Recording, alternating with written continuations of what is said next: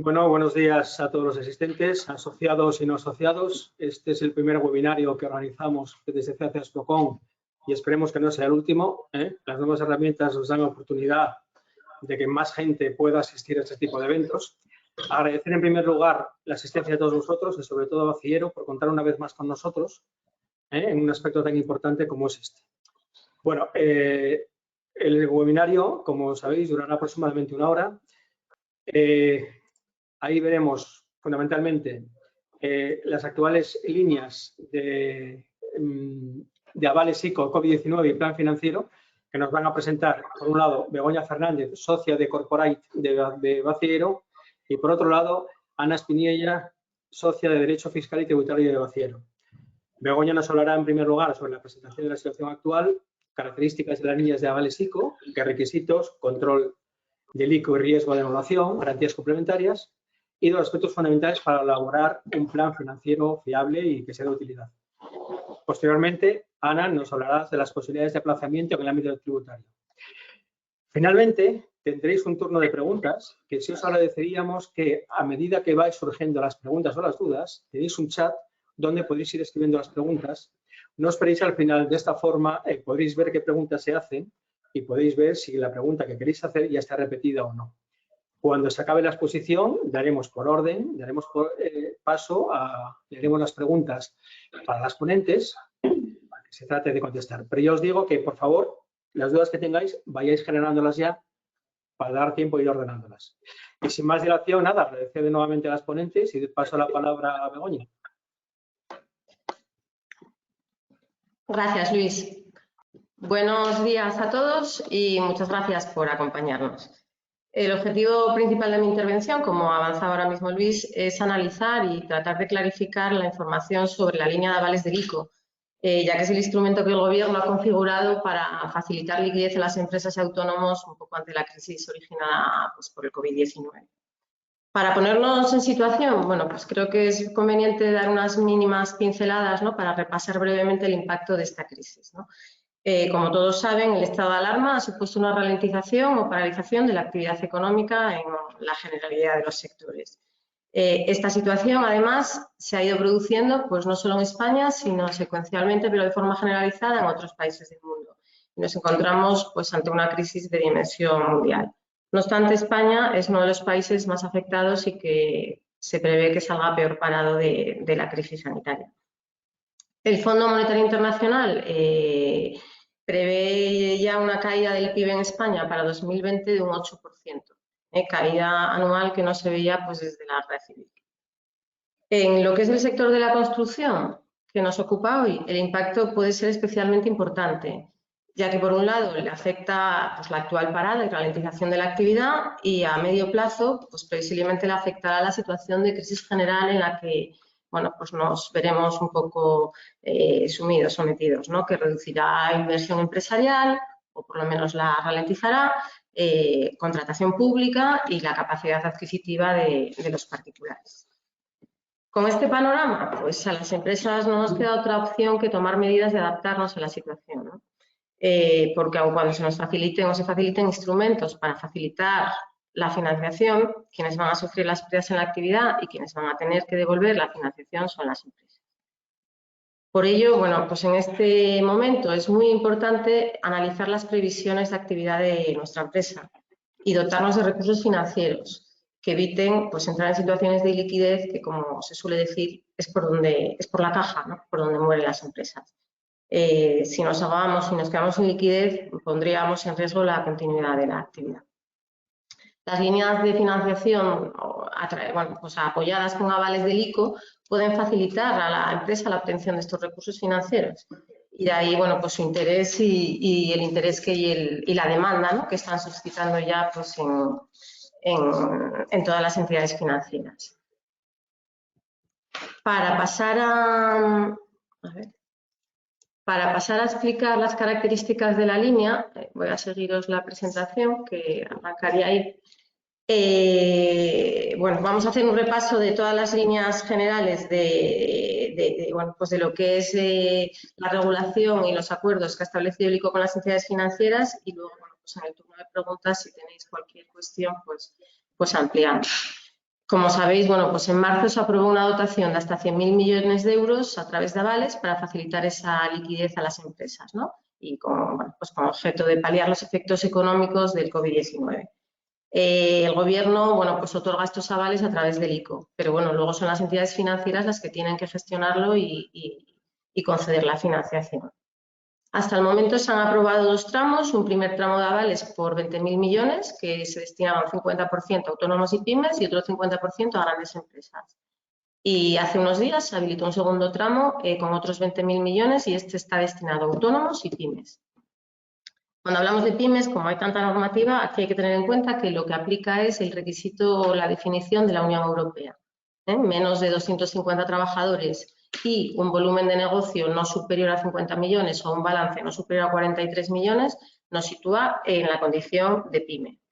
Bien, es cierto que hay que recordar que estos límites no son individuales si estamos en un grupo de empresas, hay que mirarlos a nivel de grupo.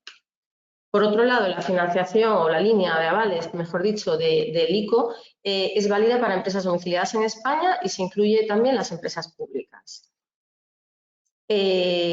Bueno, pues hablamos de que hay 2 tramos habilitados, 20 y 20, hasta 100.000, pues se estima que según las necesidades o se vayan consumiendo los tramos anteriores, pues se van a ir habilitando nuevos tramos. Cada entidad financiera, que es donde hay que dirigirse para solicitar estas líneas de avales o esta financiación avalada, va a tener un límite máximo de avales. Digamos que se ha hecho un reparto pues, por cuota de mercado, ¿no? Al cierre de 2019. El peso de cada entidad en lo que es la financiación empresarial, pues lo que se ha tenido en cuenta para repartir cuota a cada entidad financiera. Esta línea va a estar disponible hasta septiembre de 2020 y se podrá ampliar, pues, por acuerdo del Consejo de Ministros hasta 31 de diciembre de 2020. Esto quiere decir que desde que ha entrado en funcionamiento hasta septiembre de 2020, por el momento, se podrían solicitar financiaciones que contaran con el aval del ICO. Bueno, llevamos ya unos días desde el 17 de marzo, pero es verdad que hasta hace bien poco, bueno, pues había bastante desconcierto un poco con los requisitos, ¿no? Tanto en las entidades financieras, porque el ICO todavía no había terminado de definirlos, como lógicamente pues en los autónomos y empresas que iban a solicitarlo, ¿no?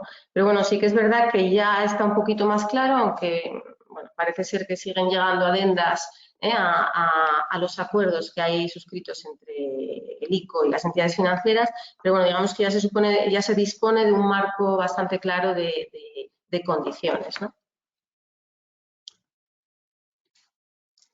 Por ir abordando esas condiciones un poco una a una.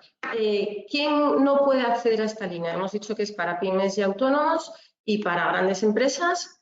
Cada una tiene habilitados unos tramos y hay que cumplir una serie de requisitos. Entonces, no van a poder acceder quien esté en situación de morosidad en CIRBE a 31 de diciembre de 2019. En CIRBE, ¿vale? No aplican aquí otros ficheros ni otros registros de morosidad en pagos.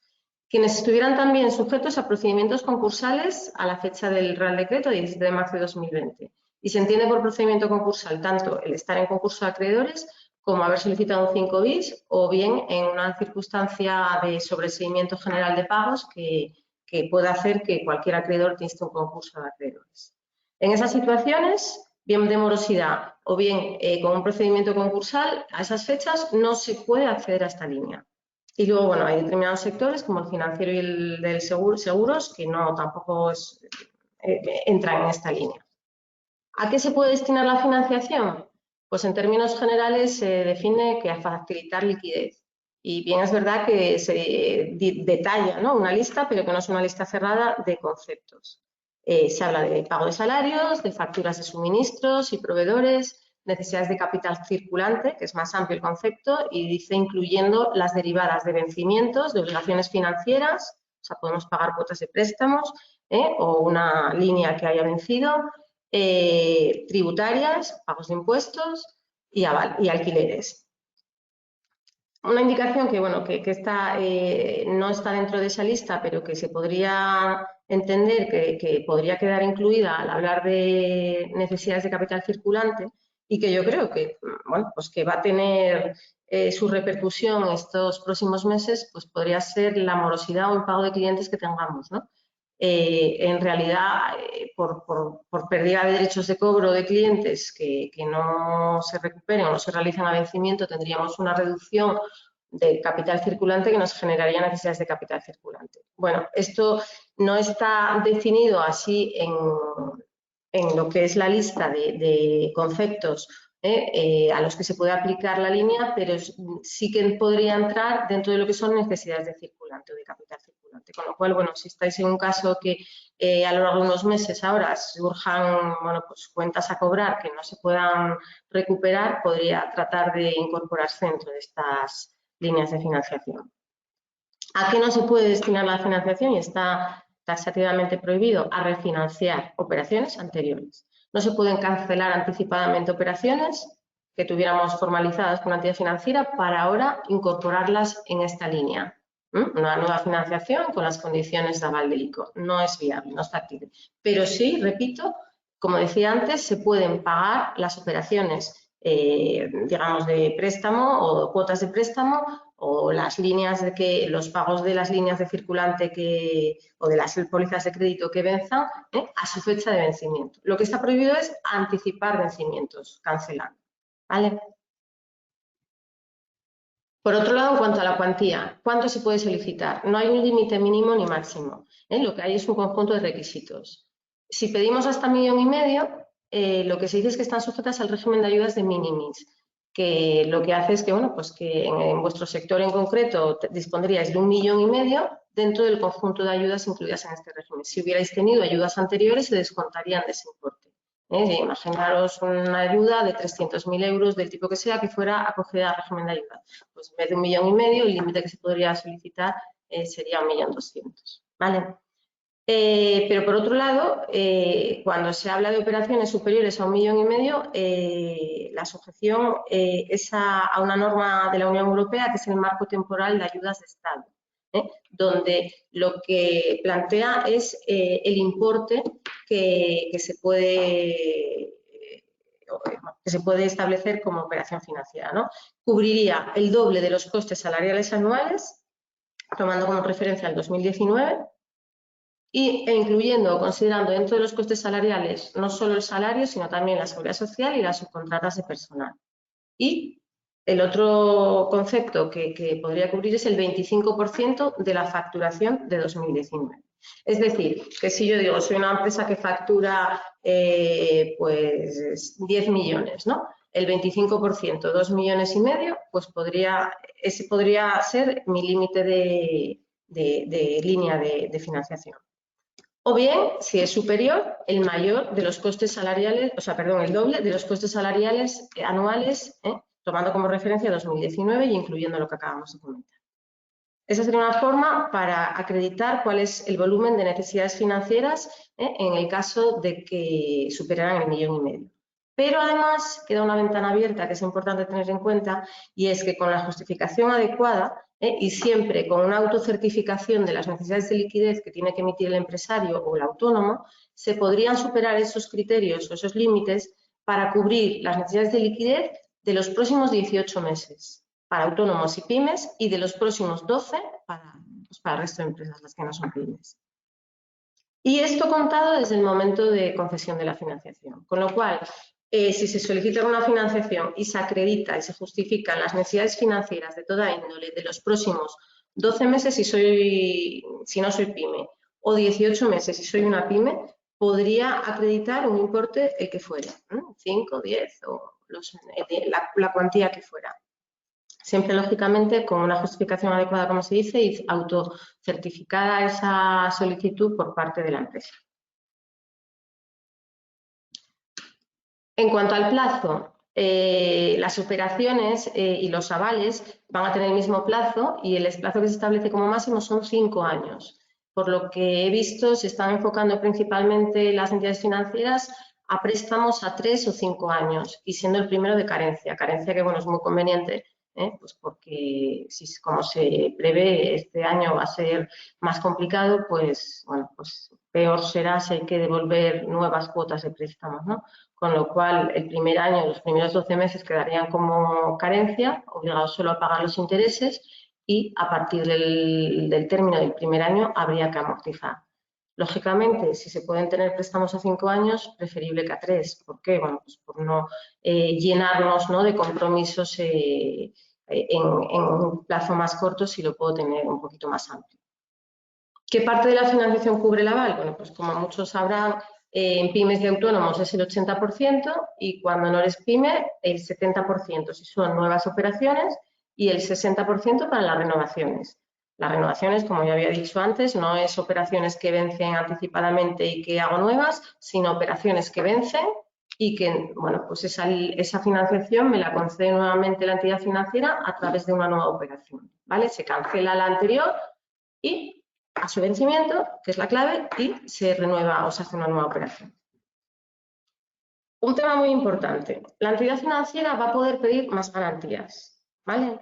Y esto no hay que olvidar que es la entidad financiera quien da la financiación, quien la dará con mayor facilidad gracias a que se cuenta con un aval importante del 60, 70 o 80 según el caso del ICO, pero la financiación puede tener o periodizar otras garantías. Y de hecho me consta que se están pidiendo, ¿vale? ¿Qué no está permitido hacer a la entidad financiera? Pues, como decía, sí puede pedir más garantías, pero no va a poder condicionar la operación de financiación a la contratación de otros productos, sean los que fueren. Tampoco puede refinanciar, como decíamos, operaciones anteriores con la línea avalada. Tampoco va a poder cancelar o reducir límites de líneas de circulante, tiene que mantenerlos al menos hasta el 30 de septiembre. Ni establecer condiciones de interés o comisiones pues diferentes a las que fueran las normales con las que estaba operando la entidad antes de llegar bueno, pues la situación del estado de alarma. ¿Con esto qué quiere decir? Bueno, pues el coste financiero no debería verse muy afectado porque si bien las entidades financieras van a tener que pagar el coste del aval, también se indica, y ya el propio ICO lo dice, que el aval debe influir en una minoración del riesgo de la operación. Y menor riesgo normalmente es menor coste en cuanto a tipo de interés. Entonces, digamos que en términos globales, el que la entidad financiera asume el coste del aval, pero por otro lado eso le reduce el riesgo de, bueno, pues de no recuperar el dinero de la financiación, hace que, bueno, pues que podamos hablar de que los tipos de interés van a estar más o menos, o deberían estar más o menos en términos o condiciones similares a las anteriores a la fecha del estado de alarma. La documentación que hay que presentar, bueno, pues es bastante sencilla. La autorización para consultar los datos de CIRBE, las cuentas anuales del ejercicio 2019 o bien la declaración de la renta si es autónomo, y aquellos que no tengan las cuentas del 2019 formuladas, que como sabéis hay un aplazamiento, pues las depositadas del 18 y unos estados financieros, un balance de situación y una cuenta de resultados provisional del año 2019. El modelo 390 de resumen de IVA anual, la declaración responsable de las necesidades de liquidez y destino de la financiación, que esto es importante porque luego está sujeto a control del ICO, tenemos que definir para qué se necesita la financiación. Y por otro lado, bueno, pues cuando nos la pide la entidad financiera, sobre todo en los casos de mayor cuantía en cuanto a la solicitud de financiación, la previsión de tesorería a 12 o a 18 meses. Desde un punto de vista, digamos, de requisitos, esto sería un poco el panorama, ¿no? A la vista un poco de la situación de las entidades financieras, que, bueno, pues que todos habréis ya percibido, ¿no? Que por un lado están, bueno, pues muy alineados con que, bueno, pues con que ahora mismo tienen que dar una financiación y hacerlo de una manera rápida y ágil y apoyar a lo que son sus clientes, ¿no? Y por otro lado que están bastante desbordados en, bueno, pues en que todo el mundo ha ido a pedir, a solicitar, a informarse, etcétera, ¿no? Entonces, de cara a optimizar un poco el proceso desde lo que es la operativa, pues lógicamente es muy recomendable ir con los deberes hechos, digamos, ¿no? Analizar previamente la empresa, su situación económica y financiera y evaluar qué necesidades de tesorería tiene a esos 12 o 18 meses. Y bueno, en la medida de lo posible en diferentes escenarios, porque como comentaban, ¿no? En alguna entidad financiera, pues dicen, no, los gastos yo lo sé, pero los ingresos quién lo sabe, ¿no? Pues bueno, pues hay que tratar de hacer lista de los gastos, pero también hay que tratar de hacer, bueno, pues darle forma a distintos escenarios, ¿no? Para ver un poquito en qué necesidades de tesorería podemos encontrarnos.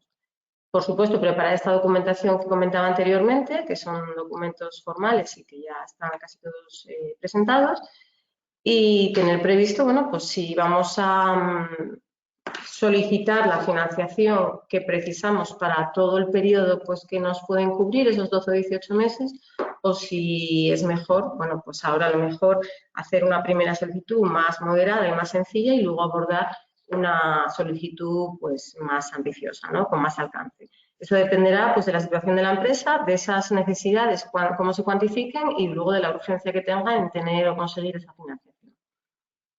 Por otro lado, bueno, cuando la cuantía es importante, también vamos a tener que tener en cuenta que no vamos a ir a una entidad del pool y esa nos va a cubrir. No es probable que eso pase porque, de hecho, no les gusta ni a las propias entidades financieras.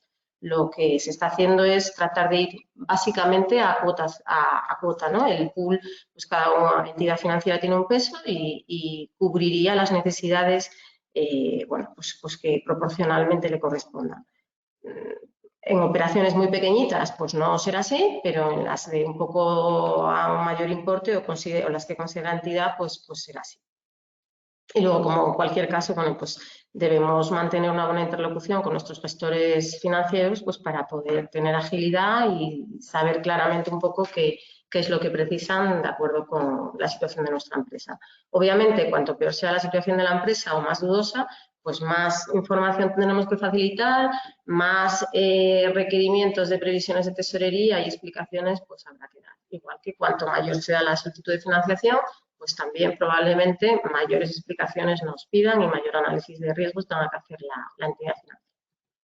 A tener muy en cuenta también, por otro lado, que, bueno, pues que yo creo que también las empresas y los empresarios se van dando cuenta cuando ya empiezan a llegar, ¿no? a la gestión o a la tramitación de cada solicitud de financiación, ¿no? Pero, por un lado, que el ICO va a poder revisar, y de hecho va a revisar, las operaciones con posterioridad a su concesión y puede revocar el aval. Y las entidades financieras tienen previstas que si se revoca el aval se cancela anticipadamente la operación de financiación. El empresario es responsable ante el ICO de acreditar las necesidades financieras y el destino de los fondos y debe destinar los fondos a los fines previstos cuando se solicitó esa financiación. No se puede destinar pues, luego a cancelar operaciones en otras entidades o a inversiones si es que lo que estuviera previsto eran pagos de salarios. Hay que ser muy escrupuloso con la identificación de qué necesidades se va a cubrir, por qué cuantías y que esos destinos o que ese dinero efectivamente se aplique ahí. Porque el ICO va a revisar, y bueno, parece ser que va a revisar con carácter general las operaciones que superen 1,5 millones y pues un muestreo de las que sean de menos importe. El aval del ICO, por otro lado, no significa que no nos vayan a reclamar el pago de toda la deuda, de toda la financiación. Se nos reclamará la deuda o se reclamarán las empresas que no paguen las cuotas de los préstamos con toda, bueno, pues con toda la operativa o con todo el proceso, cauce procesal habitual de las entidades financieras. Y por otro lado, bueno, pues también es muy importante tener en cuenta que la entidad financiera puede establecer más condiciones que las que hemos visto, que son las que establece el ICO. Entonces, la financiación la otorga la entidad financiera, el ICO para que esa operación lleve un aval pone sus condiciones, pero la entidad financiera puede complementarlas. Y eso pues va a depender de la valoración que haga de la empresa, del rating y de cómo le considere, bueno, pues que va a afectar esta situación a los flujos de caja al final de la compañía, porque lo que le va a interesar a la entidad financiera, como siempre, es el repago de la deuda. Entonces, desde las entidades financieras parece claro el mensaje también de no nos relajemos al dar la financiación por el hecho de que haya un aval del ICO. Aquí hay que asegurar, como siempre, el repago de la deuda. Y bueno, aparte de, ya por cerrar este capítulo, aparte de lo que son la línea del ICO, bueno, pues tener siempre presente que ahora mismo se pueden aplazar los vencimientos de préstamos de organismos públicos, cumpliendo, bueno, pues también requisitos de estar al corriente de pagos y, por supuesto, motivando la solicitud y presentando un plan financiero, pero bueno, la posibilidad ahora mismo de pedir un periodo de carencia o de redefinir el calendario de vencimientos de un préstamo si viene de organismos públicos es una posibilidad también muy interesante, que va a mejorar, lógicamente, nuestros flujos a corto plazo. Y por otro lado, bueno, pues también tener en cuenta que las empresas que tengan un alto nivel de endeudamiento ya previo a esta situación, aun cuando esté en una situación no de crisis, que eso es importante porque si no será difícil contar con más financiación, pero además de pedir nuevas líneas, será muy probable que tenga que abordar un proceso pues, integral de refinanciación. ¿Por qué? Pues porque si no, difícilmente van a poder atender el repago a las fechas o atender sus compromisos financieros a las fechas que estuvieran previstos. Y sin más, bueno, esto sería un poco todo el panorama de la operativa y de las condiciones de la línea de avales del ICO y de las financiaciones que ahora mismo nos pueden otorgar las entidades financieras, que obviamente junto con esta línea, pues todo el abanico de productos de las entidades financieras siguen ahí, siguen a disposición de la empresa, lógicamente. Voy a dar unas pinceladas muy rápidas para terminar de los aspectos fundamentales, bueno, pues que hay que tener en cuenta para elaborar un plan financiero. Muy brevemente, pero porque, bueno, pues es un elemento, una herramienta que no solo es muy importante para presentar a las entidades financieras y justificar esas entidades financieras, sino que además es muy conveniente pues, para hacer una planificación de cómo va a ser mi situación en el corto o medio plazo. Pues como todos sabrán, un plan financiero lo que hace es presentar la situación económica y financiera de la empresa para un periodo determinado futuro, ¿no? Pues, se puede hacer a más corto plazo, medio plazo. Bueno, pues ahora mismo en esta situación que nos encontramos, pues parece que con hacerlo a unos 12 o 18 meses sería suficiente. Muchas veces se hacen a 3 y a 5 años, como sabéis.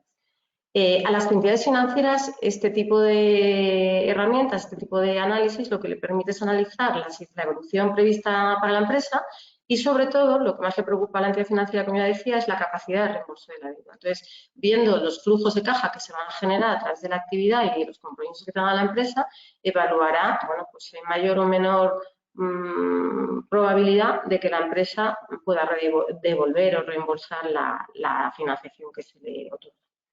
¿Qué debe incluir un plan financiero? Pues normalmente incluye la evolución económico-financiera anterior, ver un poco de dónde viene la empresa, ¿no? En cuanto a datos económicos y financieros, sin complicarse mucho, explicar justo la situación actual, pues que ahora mismo podríamos hablar del cierre del 19 y quien tenga datos más avanzados hasta marzo o hasta febrero del 20, los hechos que han influido, se prevé que influyan en la situación y en qué medida. Bueno, pues ahora mismo obviamente la situación es la crisis sanitaria del COVID y todo el impacto económico que esto tiene, cómo va a influir en mi compañía y en base a ello qué previsiones de ingresos y de gastos voy a tener para el periodo proyectado.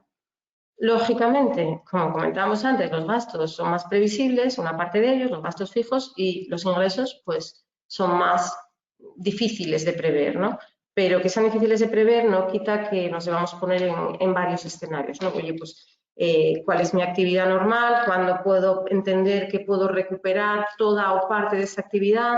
¿Con qué rapidez? ¿Cómo van a ser los próximos meses? ¿No? Pues son las preguntas que nos tenemos que hacer cada uno sobre nuestra actividad y ponerlo en negro sobre blanco, ¿no? en números, en datos. Lógicamente también cuando hablamos de la previsión de ingresos y gastos es bueno pensar si hay ajustes económicos que se prevean y que vayan a influir ahí. Bueno, por ejemplo, mismamente el que haya hecho un ERTE, bueno, pues tendrá un coste salarial diferente al que tenía antes, ¿no?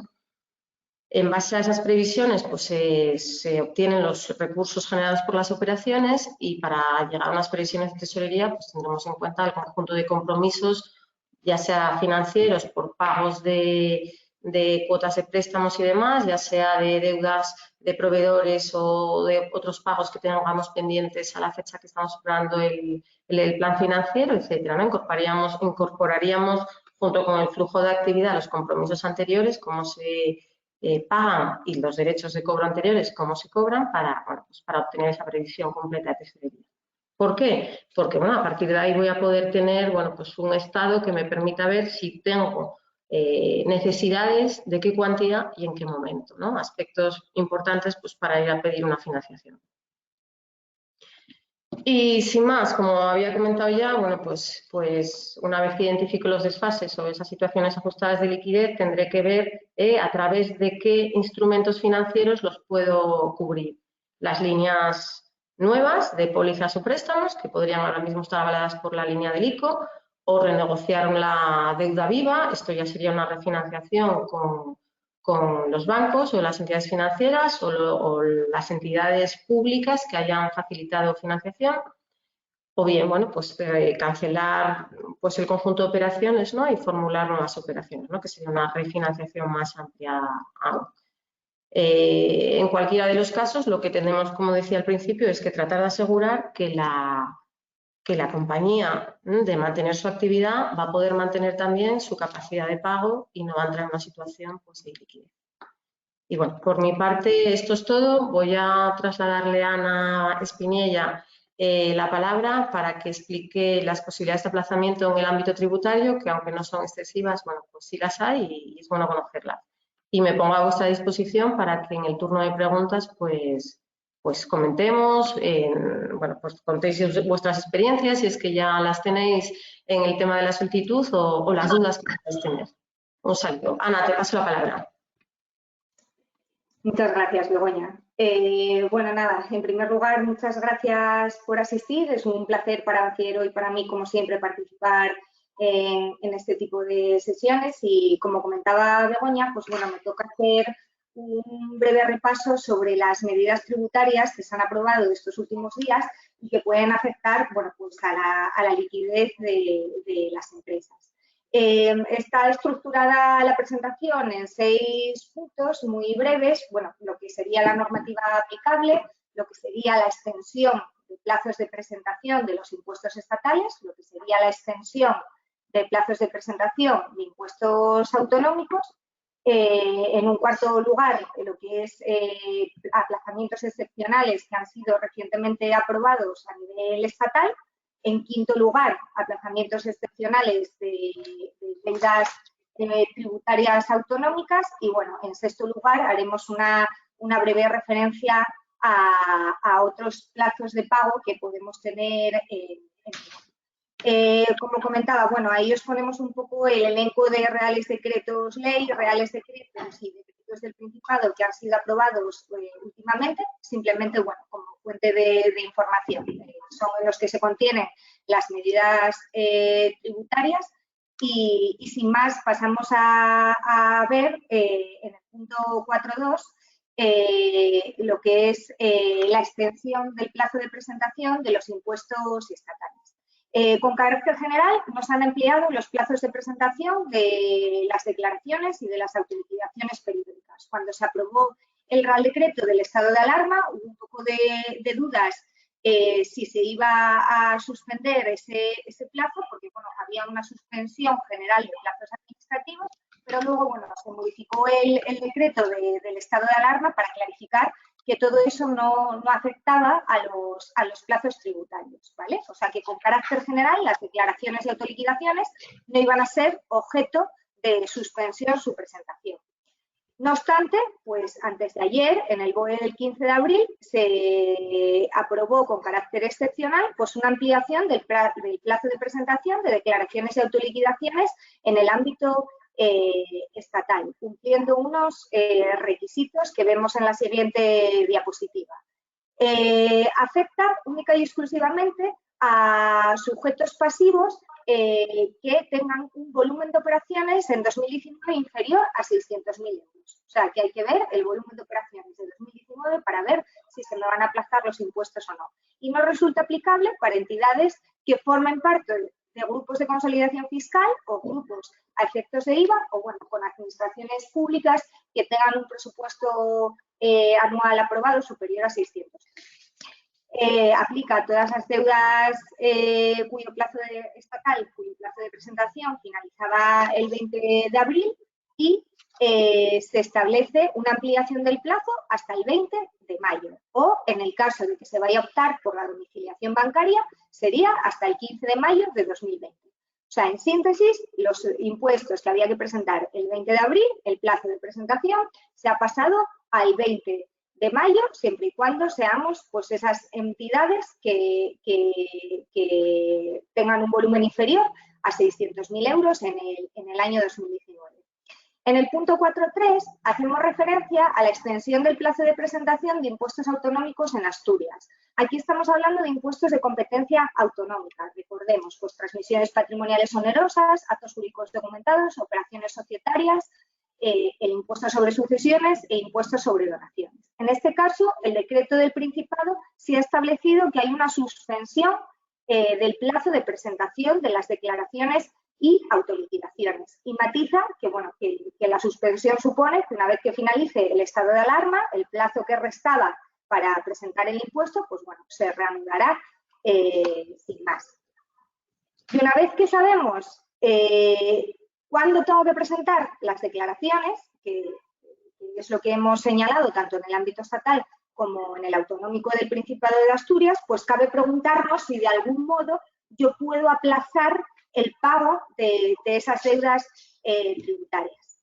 Aquí tenemos que recordar que en el ámbito estatal, a partir de 2017, se produjo una modificación muy importante del régimen de aplazamientos y fraccionamientos de las deudas tributarias. Antes, bueno, pues una de las medidas para mejorar la liquidez de las empresas pues era jugar un poco con los aplazamientos tributarios. Pero a partir de 2017 pues se acotó muchísimo las posibilidades de fraccionamiento de los tributos y pues queda vigente para muy pocas deudas. Es decir, que con carácter habitual nuestras liquidaciones periódicas de retenciones de IRPF, de IVA o de pagos fraccionados del impuesto sobre sociedades no podían ser objeto de aplazamiento. En el caso de IVA, bueno, tendrías que acreditar que las cuotas que has repercutido no han sido pagadas, pero bueno, suele ser complicado igualmente la concesión de esos aplazamientos. ¿Qué ha hecho el Real Decreto 7/2020? Pues ha establecido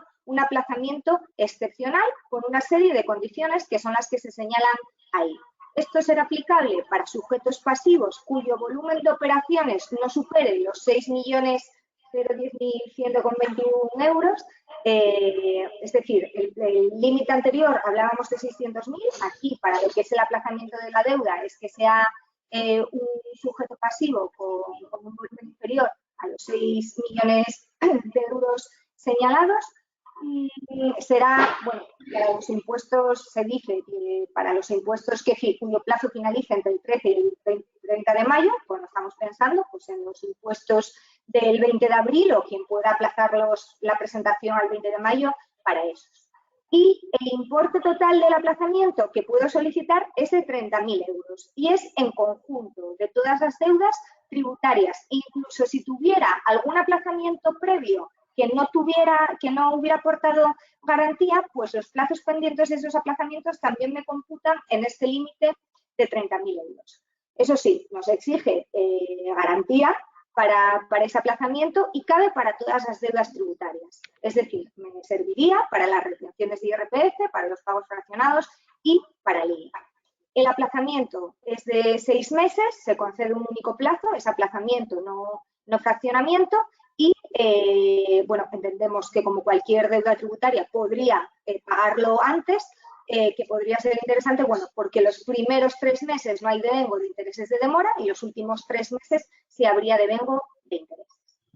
En la siguiente diapositiva se recoge otro aplazamiento excepcional. Es un poco paralelo al anterior, pero bueno, es específico para deudas aduaneras, para los aranceles aduaneros que se deben. Y nuevamente este aplazamiento pues, es para sujetos pasivos cuya cifra de negocio, bueno, cuyo volumen de operaciones a efectos de IVA sea de 6, por debajo de los 6 millones de euros, para deudas aduaneras que se devenguen entre 2 de abril y 30 de mayo de 2020, un importe entre 100 y 30.000 euros. No resulta aplicable para el IVA que se liquida en la aduana a la importación.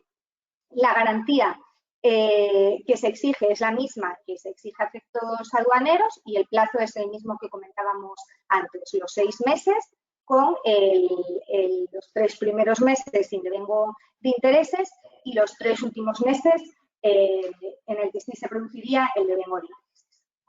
A efectos del Principado de Asturias, pues bueno, no hay establecido un aplazamiento excepcional de la deuda tributaria, pero bueno, se hace una matización en el decreto del Principado en el que se aclara que una vez que están suspendidos los plazos para declarar y autoliquidar, pues las deudas resultantes de las autoliquidaciones, pues obviamente no tienen que ser objeto de ingreso. Y, por último, en el punto 4.6 de la presentación, lo que señalamos son pues, otros plazos de pago tributarios que podríamos tener pendientes cuando se han aprobado todas estas normas de aplazamiento. Puede ocurrir que antes de que entrara en vigor esta norma yo tuviera abierto un plazo voluntario de pago, porque me llegó una liquidación de la agencia tributaria, por ejemplo, o porque tengo un aplazamiento o fraccionamiento concedido con anterioridad y pues van a vencer los plazos en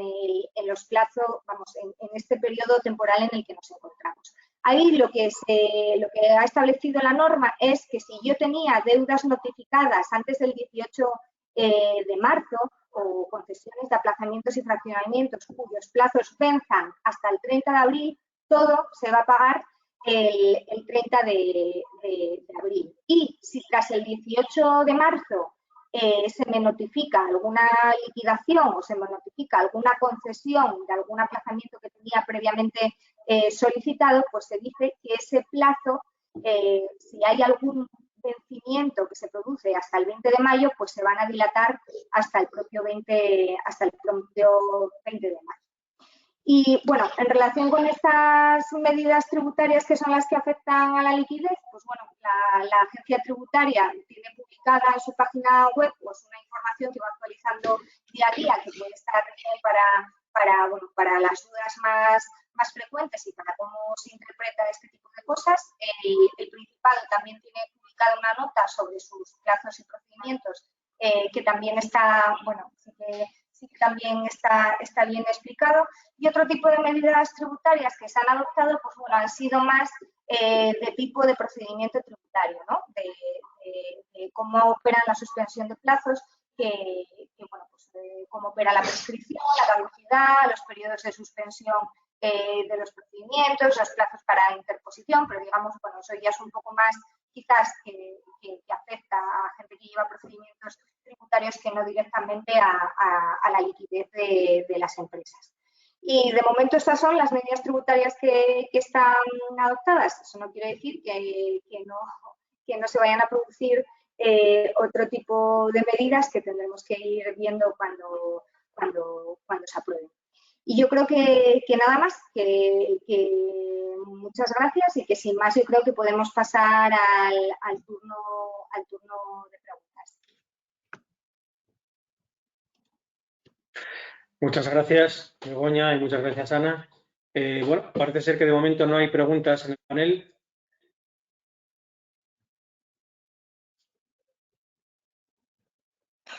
Jorge, no te estamos escuchando, Jorge, yo creo, ¿eh? ¿te oyes, Jorge? A ver, ahora, ¿no? Yo creo que ahora sí. ¿Qué tal? Pues la verdad que hemos recibido varias preguntas y si os parece las voy a ir agrupando, sobre todo van enfocadas a la solicitud de préstamos ICO. Entonces, Begoña, si puedes también acceder la cámara para que nos veamos. Sí, creo que ahora. Ahora. Perfecto. Está. De acuerdo, pues empiezo con la serie de preguntas que como decía, han ido lanzando los asistentes sobre préstamos ICO. Pregunta Alfonso González. Begoña, ¿una empresa con fondos propios negativos puede acceder a la línea ICO? Una empresa con fondos propios negativos, con toda seguridad, no puede acceder a la línea ICO por un importe mayor a 1,5 millones de euros. A priori, tal como está definida las condiciones que hemos comentado, en importes menores podría ser, pero claro, daros cuenta que adicionalmente a esto que estoy diciendo estará el criterio de la entidad financiera concreta que vaya a otorgar esa financiación. Quiero decir que si evalúa tu situación y tu capacidad de reembolso de la deuda y encima ve que los recursos propios son negativos, puede perfectamente decir que no te otorga esa financiación, porque, insisto, no están obligados. Es decisión de la entidad financiera. Y luego, si la operación fuera de más de 1,5 millones, no cumpliría, porque estaríamos hablando de una empresa en crisis. Esa es la respuesta que le puedo dar. No sé si es suficiente, pero es lo que hay. O sea, por más de 1,5 millones, ¿no? Y por menos a voluntad y a estudio de la entidad financiera. Pero en principio los requisitos parece que los podría cumplir. Si no está en CIRBE, insisto, y todo eso. O sea, todos esos otros requisitos. De acuerdo. Sobre la cantidad que hablamos de 1,5 millones de euros, pregunta Ana Torre si la regla minimis que hablabas debe cumplirse por la suma de todos los préstamos concedidos. O sea, como máximo dice, la suma de todos los préstamos y líneas puede ser un máximo de 1,5 o es posible que sea mayor. O sea, todo el montante total debe sumar ese 1,5. Todo el montante total debe sumar ese 1,5. O sea, el máximo es que con lo que ya tienes sujeto a minimis más lo que te den, como máximo tengas 1,5. Vuelve a preguntar David Sánchez sobre, sobre los fondos propios negativos. Matiza, pero si cuyas ventas son sostenibles, ¿estaría justificada o no la petición, Alico? Si cuyas, perdón, cuyas ventas. Si cuyas ventas son sostenibles, indica David. Sí, insisto, si pide menos de 1,5 millones y tiene una situación que puede acreditar pues esa sostenibilidad y esa capacidad de devolver la deuda, a priori podría ser que sí, que estuviera incorporado dentro de la línea de financiación que pudiera optar a un aval del ICO. De acuerdo. Al hilo, David también pregunta si existe algún tipo de modelo de declaración responsable de necesidades de liquidez y destino de la financiación. Yo no lo tengo, pero bueno, es muy sencillo, es acreditarlo, o sea, una declaración responsable al final es poner un párrafo de introducción e indicar los conceptos y las cuantías y firmarlo por parte del administrador de la empresa, ¿no? Ir más allá, lógicamente, cuando tengas una situación complicada, como decía, o una cuantía de solicitud importante, con lo cual esa declaración responsable o esa autocertificación tiene que añadir pues las previsiones, el plan financiero a esos 12 o 18 meses. Y luego si te lo pide la entidad financiera o cuando lo considere también. O sea, aquí, insisto, la entidad financiera es la que pone las reglas a mayores de las que pone el ICO. Pero bueno, parece que para importes pequeños no lo están pidiendo, ¿eh? O sea que con esa autocertificación sencilla valdría. Ahí las entidades financieras también te orientan de, bueno, pues de cómo cubrirlo, pero no hay publicado un modelo. De acuerdo. Al hilo de lo que estás comentando digamos, de las decisiones de los bancos o entidades financieras, pregunta también David que cómo van a monitorizar por parte del ICO o los bancos que la financiación ha sido dirigida a todas aquellas partidas no autorizadas o prohibidas. O sea, ¿cómo va a hacer ese control la entidad financiera o el ICO en este caso? Pues lo que se dice, porque lógicamente eso no ha empezado todavía, pero o sea, un poco la operativa es, el banco estudia la operación. Nosotros vamos al banco a pedir la financiación. El banco estudia la operación, la concede y si ve que es de las elegibles, la incorpora con la línea de avales del ICO. Se lo pasa al ICO. Y el ICO, en ese momento, lo único que hace es autorizar, porque vea que cumple los requisitos de que no está en CIRBE y que la solicitud del banco está y que el banco se la autoriza. Se lo comunica al banco y el banco nos ingresa el dinero. Pero eso no quiere decir que la operación ya esté con todos los sacramentos, digamos, ¿no?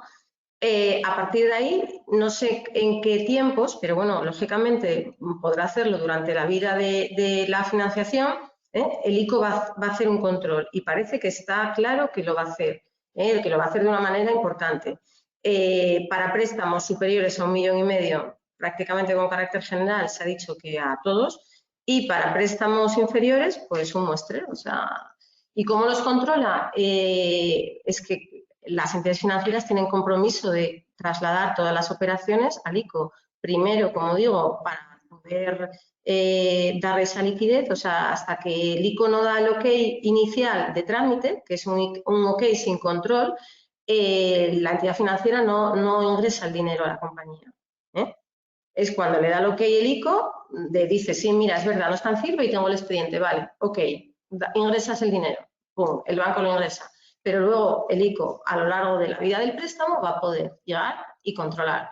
Y entonces va a pedir la documentación justificativa y la que considere oportuna, así se dice además en el acuerdo, para, bueno, pues para que verifiquen sus técnicos que se ha cumplido con el destino y con la situación que se había certificado, en este caso, por el empresario. Muy bien.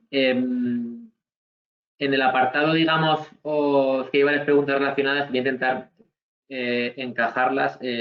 A modo de los instrumentos, comenta María Esther Díaz, ¿cabe dentro de la financiación acudir, por ejemplo, a la póliza de crédito y no préstamos? O sea, ¿se puede acudir, como dice esta persona, a otro tipo de herramienta?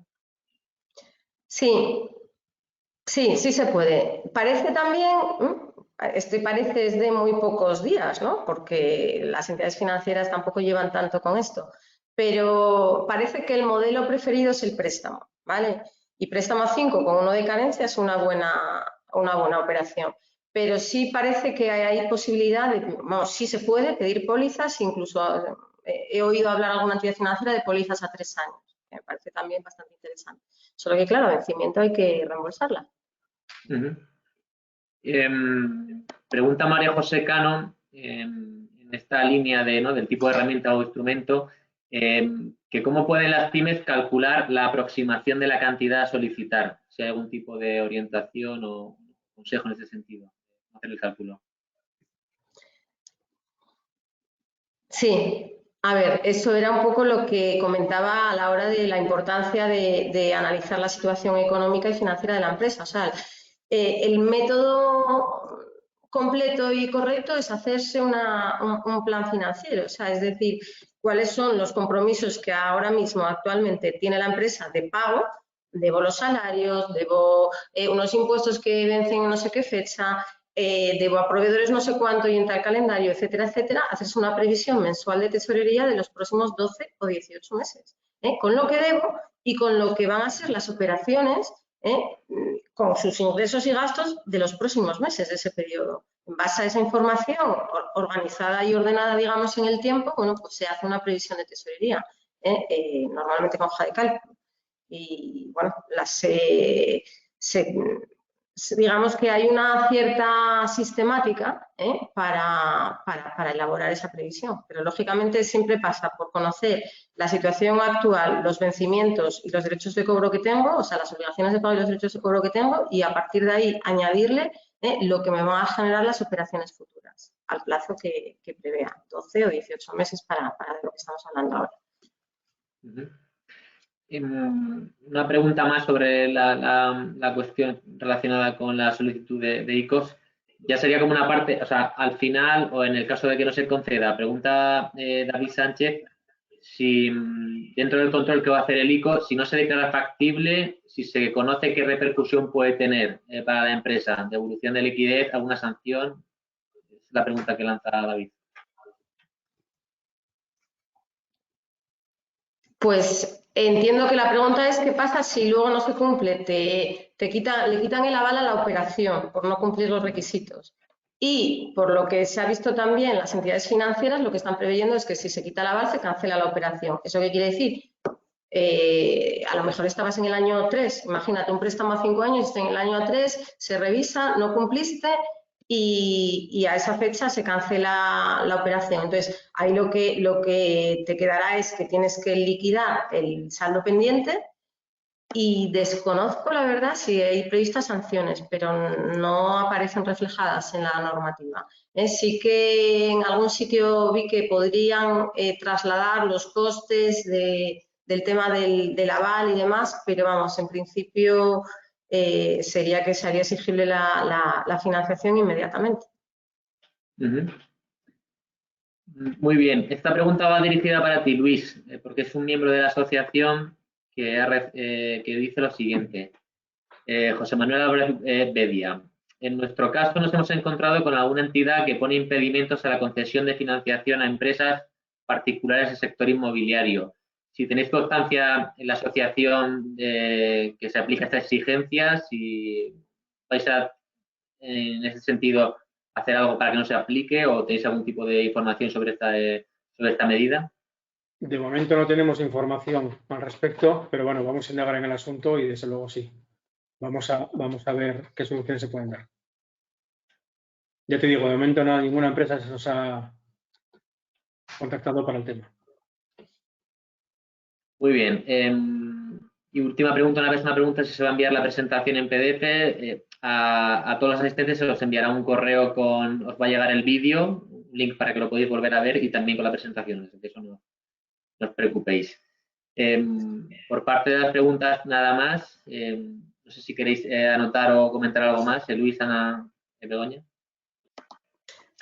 Nada, simplemente agradecer a los asistentes, primero a Bacillero, como antes dije, a Begoña, a Ana, a ti también, Jorge, a Bacillero por estar siempre ahí y bueno, que esperemos hacer más como esta. Las nuevas tecnologías nos dan la opción de llegar a cantidad de gente de una forma muy fácil, muy rápida en cualquier momento y desde luego esto será un antes y un después y vamos a aprovechar y haremos más como esto. Pues por mi parte, también bueno, agradeceros el tiempo que habéis dedicado a este seminario y solo, bueno, ya que nadie ha preguntado, pero por completarlo, ¿no? El tema de los tipos de interés, pues decir que, bueno, pues que bueno, por suerte es lo único de lo poco bueno que podemos decir ahora que hay, es tipos de interés bajos, ¿no?